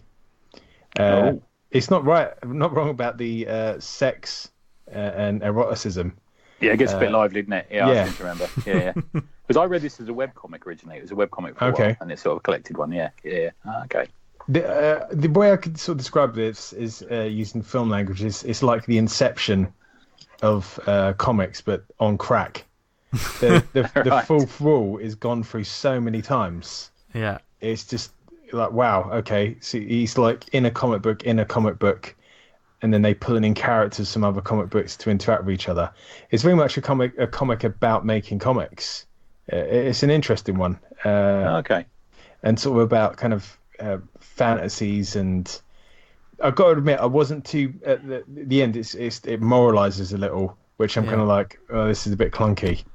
But, I mean, I've only read the very beginning of it. In the very beginning, it feels, and this is before it gets into the crazy nature. It's a good 20-odd pages, and it feels almost like an autobiographical comic of like someone that's definitely just feeling very uninspired, isn't it? And just There's a little bit of tired. the Scott McCloud about it as well, Yeah. kind of. Yeah. I feel that. I sent a message, and it feels like I'm reading the Twitter stream of some of the people I follow on the comic creators I follow. They're sort of moaning about how they can't work and how they don't feel they're in the mood and all that business. That made-up disease called con crud that everyone seems to suffer from. Yeah. But it's interesting. I mean, like as it goes on, it talks about sort of fantasies and putting them in comics, and how an author's fantasies can have like wider consequences. I kind of get what they're getting at, but it just feels a bit heavy-handed in the end. But, Okay. I couldn't tell you where the story was going at any point. It's great. Yeah. It's just like a roller coaster ride. It's Dylan Horrocks, is that right? Yes, that's right. Yeah. He's great. Is he a New Zealander? I'm going to say, Simon. Is that right? Do you know? I know it's about 1,000 miles from you, but it's the nearest country to you. That's all I've been thinking. So. I'm not entirely sure myself. He might be a Russell Crowe, where he might be a New Zealander that we claim as Australian. I don't know. So I read that in Comixology. That was a good read. Cheers, Tony. It's good stuff, isn't it? My pleasure, man. Yeah. Nice. So I do mine? Yeah, go for it. So, Yes. I don't know about you. Funny enough, we were talking about Marini earlier, and he turned my head first with Desert Star, and secondly with the book called The Eagles of Rome, which I think you've read, Dan, haven't you? You've read some of it. Brilliant. Love it. It's an amazing book, and you begin to realise that a lot of European comics love that period of history. I've torn through a few of them. There's Gloria Victus from Fernandez and Guerrero. There's Marina from Jean Dufault and Philip Delaby. And then there's also Iridei, which is from Vincent Bruges. And there's a few that sort of cover that sort of almost period of history. And it seems to be like the old West is for, like we love Westerns, don't we, or war stories. It seems to be that that they go back to a lot in bande dessinée. And so I was searching through Europe comics, as they're our pals, and thinking, what can I read? I fancy something with a bit of teeth to it, And I came across a book called Expedition. I read the first volume, which is called The Nubian Lion. It's written by Richard Marizano, and it's art by Marcello Fruzin. And it's $3.99, and it's 58 pages. And it is an absolute fucking revelation. The Europeans do this so well. Do you know what I mean? It's just so beautiful. And it's a book about... it's like The Dirty Dozen, Go on a Mission. It's like one of those sort of guides on a mission kind of books. But instead of sort of machine guns and it being, behind enemy lines in France or something, it's in the deserts of Africa, and they're all mostly sort of Roman centurions and soldiers and stuff like that. The story is Marcus Livius is on the orders of Caius Brachus, ventures off in search of an undiscovered civilization somewhere in Africa, where they think there's going to be like this big mass of riches, and they decide to go AWOL. So he gathers a team of like proper nutty hard bastards, and they go, even forces them to fight each other as a sort of initiation ceremony, and they don't know what's going on. And there's a Greek guy and there's a couple of Romans, and then he takes them. They all go AWOL from their regiments, and they go off to seek their fortunes. But in the real world, you don't go off and seek your fortunes and it takes you a week and you come back, nobody notices you've gone. This takes fucking years, you know. They begin to search Africa, and it turns into, you know, a couple of them die. They scrabble through the sort of deserts and sand dunes, fighting each other as well as fighting sort of hostile creatures and the humans from other sort of local armies and desert guys and stuff like that. And it's absolutely full of like tension, and you just don't know who's going to die in it. You don't know who's going to be the hero. You don't know what's going on. I'm going to say that the art really reminded me of Richard Corbin, if anyone knows his stuff. Oh my word. It's that real nasty, brutal, but beautiful. Do you know what I mean? There's a guy called Jean-Claude Gall who did armies out of humanoids, and he also did that Dio Samanti, that I think is another humanoids book. And that's I looked at the preview pages on Comixology, and that's what turned my eye to this book, because it's really strong art, you know, really dark, nasty, horrible, horrific, but also sort of heroic fiction, and it really, really rattles along. He doesn't, as is the case with all European books, they never in any way cut corners on the art, and every page is just fully realised, from the bricks behind the characters to the sky above them to eagles soaring and huge castles and rivers and, you know, this sort of thing. There's some absolutely astounding sequences in it. One of the ones I really love, and this shows the effects that, again, we're talking about colours can have, is where they're in I think it's about sort of 20 pages into it, and they're sort of trekking across the desert, and a couple of them have died, and they've just been in a sort of battle with the sort of local warlord, and they're desperate to sort of get away, and they're presented with this sandstorm, which is done so well. This sort of swirling browns of this sandstorm going towards them, that it rather than just being sand in the air, this is like a wall coming at them, you know. And the art in it is just incredible. It's just like amazing. So they leg it off into this sort of towering Egyptian structure, which is based on the Abu Simbel, if anyone knows that. It's like the Valley of the Kings kind of thing going on. And they hide in there, and out of the darkness comes these sort of starving, ravenous, rabid hyenas who they have to fight off, and it's just amazing. I mean, I'll say this over and over again, but if this was a Dark Horse book or an Image book, this would be winning every award out there, and people would be losing their fucking wee over it. Do you know what I mean? It's like absolutely brilliant. But it's also strange. It's also got an edge to it. It's also got a danger and a brutality and a, you know, sort of life is short with these guys. You never know what's going to happen. It's the first of three, so there's three currently. I haven't read the next two, although I've downloaded them onto my iPad ready to be read. There's the first of three, and I suspect there's probably more, and it's part of a series. Fruzin hasn't done enough out there and that's been translated. You can't really find much of his stuff. He's done some weird war tales over at DC and a few other things. Maranzano, you may know him probably best from, which was an early Cinebook release, which was the Chimpanzee Complex. If anyone's seen that sort of space mystery thing. Or he also wrote, I think, did you review it a few weeks ago, D, Alcyon? Yeah, I did. Yeah, he wrote that as well.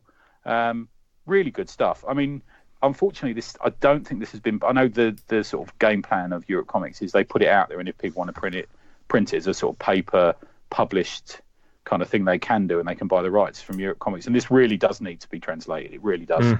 But if you can't find it, if it doesn't get put into English soon, get yourself a digital copy. And then if you love the art enough, which is what I'm going to do, get yourself a copy from Dargaud.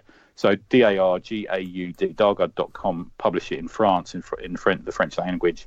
Or you can go to www.europecomics.com and find a copy on their website. Or I just got mine off Comixology. Yeah. You keep your eye out. I'm sure it'd be in a sale at some point. But $3.99 for 58 pages that are just like drop dead gorgeous, ain't bad. Yeah, always keep an eye out for what Europe Comics release, because their releases are thought out and the range is diverse. So, even though, I mean, we've shouted about books on this show many times, but even if that isn't your flavour, there'll be something for you, and we definitely recommend checking it out. It's just the well that I just keep going back to. Yeah. I thought, what am I going to review this week? And I thought, I haven't looked at what Europe Comics we've got on the go at the moment, and I found this, and I just fell in love with it. Absolutely. Yeah, so good. Nice. There you go. And hopefully you lovely people will fall in love with these books that we've recommended. I've certainly got some on my shopping list now, so brilliant. Yeah, me too. So, and thank you very much for joining us, Simon. Yeah, mate. You still there, dude? Oh, I was dozing off a bit, but I'm still there. Right, That's what all the listeners say. Yeah, yeah. Everyone's dozing off. Complete apologies. Once you said to me, I'm not really good with time zones on our chat yesterday, and I said, don't worry, I'll sort it out. I'll look it out on my phone, and then I got it wrong. So my apologies again. Completely down to me. Well, but it's been great. It's been long waited, mate, having you on, because I know we've been friends for a few years now. It's good stuff. Yeah, great. No, I appreciate it. It's been good fun. So thanks for having me on. And trust me, if you need a colorist, this is the guy to go to. Yes, great stuff. Indeed. Really good. I mean, just look at all the knowledge he partaked in this episode. So, and we hope you all enjoyed it and got some hints and tips and things like that. If you want to know anything else, or if you've got any questions, then you can get in touch with us by email, awesomecomicspod@gmail.com. You can follow us on Twitter @theawesomepod. Our next show we're recording in a couple of days. So in terms of questions, just after this episode has gone live, which will be on Monday the 19th, we'll probably be putting a shout out soon after, later in the day, for questions about lettering. Yes, we're going to be talking about lettering on the next show. So we've moved on to the next stage. We daren't say who the guest is, just in case we get it wrong. Yeah. We're probably not going to announce guests, but then it's just a surprise. Recorded it on Wednesday. Yeah. But then the guest arrives, and you immediately become a fan of their work and start following them. That's what we've done so far with these shows, which has gone down really well. But anyway, if you do Facebook, then go to facebook.com/awesomecomicspodcast. And if you join the community group Awesome Comics Talk, there's a great group of people there that are just there to talk comics, comic events, sometimes just have a laugh, but there's no hard selling, there's no shameless plugging. If you like that, then go to other groups. That's fair enough. Everyone has to sell their comics and their Kickstarters, but in this group it's more about just sharing the love of creating comics. So trust me, if we let every Kickstarter through, it would be 10 posts a day, just Kickstarters. And that's not what we want it to be. And the group wouldn't be as active, I don't think. Exactly. So just search Awesome Comics Talk, all one word, on Facebook. Thank you very much for listening to us, whether it was on the website awesomecomics.podbean.com. If you listen to us on iTunes, subscribe and leave a review. Helps get the word out about this show, these wonderful creators we talk to, and all these books that we are discovering week on week. That's one of the things about the recommendation section. The stuff that these guys talk about hits my wallet. Yep, it does indeed, quite hard. But you can also catch us on networks like Spotify, Stitcher, Podnose, Podknife. What other networks are we on, Tony? We're on. I didn't realise this one until Dan told me about it earlier. It's Pod OWO. That's an outtake that's not going to go on. I'm surprised I had to tell you about that one.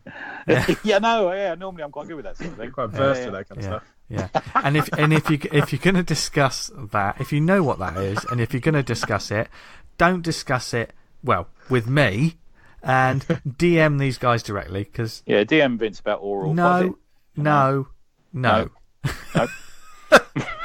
Watch it, or you won't be on the next show. After this week's performance, I can believe that. Oh dear. But where can people find us online, etc.? Mr. Esmond? neveranything.blogspot.co.uk or SASEZOHYZ on Twitter. Cool. Dan? You can find me on Twitter @VanguardComic, and you can read Vanguard at vanguardcomic.com. Nice. You can follow me on Instagram and Twitter @JesterDiablo. You can find out more about my comic at theredmousefrommars.com. And Simon, our saviour. Where can people find you? On Twitter, it's S Robbins, and that's with one B. How it should be spelt. People with two B's, it's never spelt that way. You're all wrong. That is strange, isn't it? Yeah. I mean, the birds with one B. Anyway, S Robbins. I don't have an issue with that at all. No. It's S Robbins _colours on Twitter. And on Instagram, it's bastard_cut. And I also, you can link through from either of those to my ArtStation, but it's just at ArtStation, it's just Simon Robbins with no space. So artstation.com/Simon Robbins. Nice. And just for our American listeners, how do you spell colours? With a U. When I was researching colorists for this week, you got to put both in because, Yeah. Yeah, no, well, it's funny. I have to tag everything, and every time it pains me. But no, on a footnote to that, I saw that Ryan K. Lindsay's writing something new, and he was over the moon that he could write it with all his U's in it instead of just O's. So. God bless Ryan, and God bless all you lovely people. Now we were just halfway through a conversation. Before this whole conversation, this wonderful show formed into itself, which we'll probably pick up again next week. So we're going to have to listen to the show to know what we were actually talking about before. You kind of lost me. That's not going to help. No, it's not going to help at all. But don't worry. Before anyone asks, oh well, that conversation never got finished. We're aware, but we just got carried away with some actual awesomeness. So there you go. Yeah.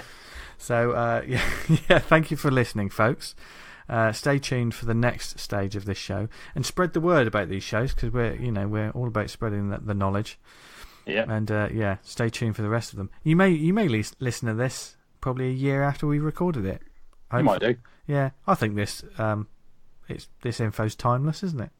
Yeah, definitely. Yeah. They sound so convinced, don't they? But yeah, thank you again for listening. From Dan, Tony, Simon, and myself. Have a brilliant week. Read loads of comics. And as always, what do they do, Dan? Stay awesome. Brilliant. See you, everyone. Love you. Bye. Bye-bye. Bye.